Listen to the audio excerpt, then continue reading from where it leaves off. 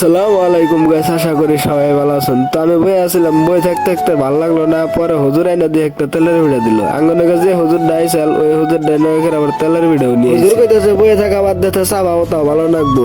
হুজুর হইলো আসলে একজন দোকানি, তার মানে বড় বড় জায়গায় কাপড় চোপড় বেছে। আর হুজুর কইতেছে যে আমি নিউ জলপাইগুড়ি নাইমা যাবো, কারণ আমার ট্রাক এনে খার হয়েছে, এদিকে আমি ট্রাকে যাবো। আসলে নগে একজন যদি চিনা মানুষ থাকে তাহলে মনটা ভালো লাগে। তো হুজুর নাইমা অন্য মেয়ে গুলো আমরা নাইমা টিকিট কাউন্টার টিকিট কাউন্টারটা কোনো গাইস আমি আর আঙ্গো একটা মেলা বিশ্রানির পরে টিকিট কাউন্টারটা পাইছি। তার মানে স্টেশন এক জায়গায়, টিকিট কাউন্টার হলো আরেক জায়গায়। তো এন থেকে আমরা ডাইরেক্ট হাওড়া তরি টিকিট কাটছি। প্রবলেম হলো কি মধ্যে আঙ্গো আর একটা ট্রেন বদলা লাগবো, বদলে তারপরে হাওড়া তরি যাবো। আবার আমরা গাইস দৌড়ে দৌড়ে নাগাই দিছি, কারণ টিকিট কাউন্টারের স্যারে কইলো যে তুমি ট্রেন আয়া পাইছে তাড়াতাড়ি যাও। আলহামদুলিল্লাহ সিট তো পাই নাই, বহু না তো পর্যন্ত জায়গা নাই কে এইরকম ফুল এটা ট্রেন।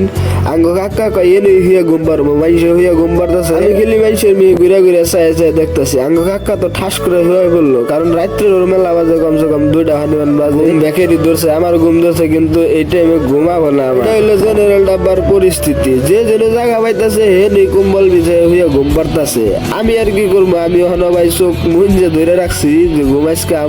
ভিডিওটা যদি ভালো লাগে অবশ্যই একটা লাইক করবেন, চ্যানেলে যদি নতুন হয়ে থাকুন সাবস্ক্রাইব করবেন।